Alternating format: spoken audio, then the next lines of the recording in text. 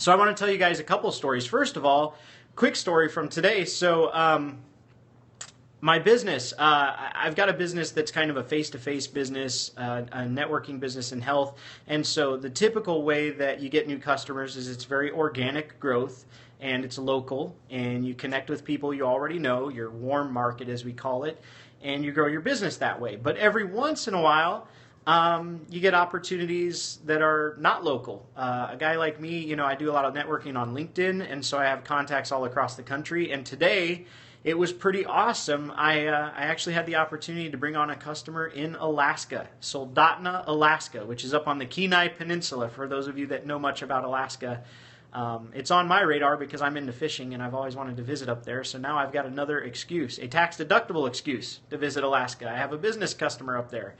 So, but I would have never imagined just a few years ago when I started a business here at home in Kansas City, I would have never imagined that I would be doing business coast to coast.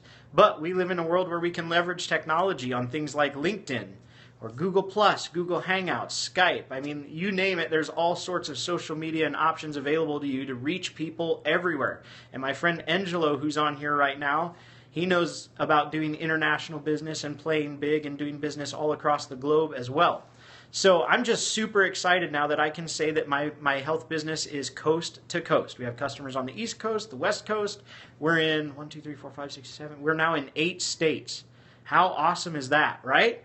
I started out here locally at home, and I'm going to continue to build locally. But I think it's incredible that we're doing business in 8 states and on both coasts. All right, so that was the first story. Second story, I want to share with you guys when it comes to thinking big, because a while ago, I had an opportunity, my first opportunity at consulting, doing some business consulting. I got my start in real estate and finance, found out that I'm really good at brand building, I'm good at social media, I got an education in those fields, and people pursued me wanting to know what I knew about real estate. They wanted to know what I knew about networking and how to build brands, and I got people asking me for help. And so the first person that asked me for help and for consulting she asked me for consulting on real estate. I quoted them $75 an hour because I thought that was a good value for my time. And what I didn't realize at that time, but what I would later learn, is I could have charged a whole lot more. And so the next client that came along, I quoted them, and I totally didn't think they would take it. I didn't feel like consulting, and I thought, man, I need to give them an astronomical figure so that they will be discouraged from this because I don't want to do it. And I quoted them $400 an hour. And they took it. And I realized once I got a consulting gig at that rate of pay, I was like, what the heck was I doing giving away my time for $75 an hour? I wasn't playing big enough. And so now, hey, thanks. Who's that? Yay. Yeah, that's right. That's right. Thanks. So anyway, a lot of times we're not playing as big as we could be, and I think we sell ourselves short. And so make sure that when somebody wants to offer you an opportunity in your business, that you're playing big enough, think big enough, value yourself enough, okay? And don't underestimate what you can get done. People will overestimate a lot of times what they can accomplish in a short period of time, like let's say 30 days or 6 months, but people will often underestimate what they can accomplish in a few years.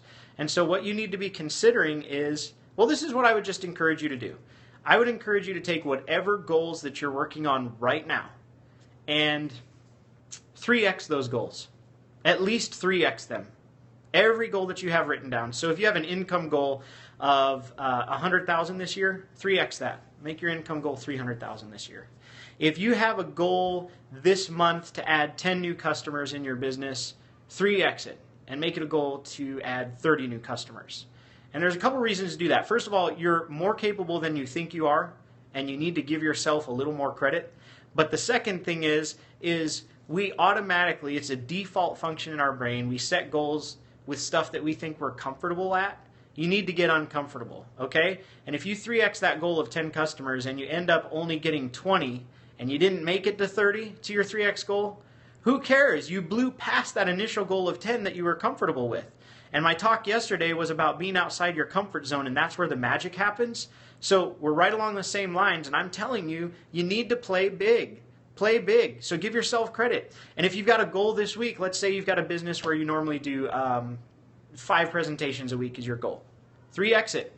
Go after 15 this week. If you were going to make 10 phone calls this day, 3x it. Make 30 phone calls today.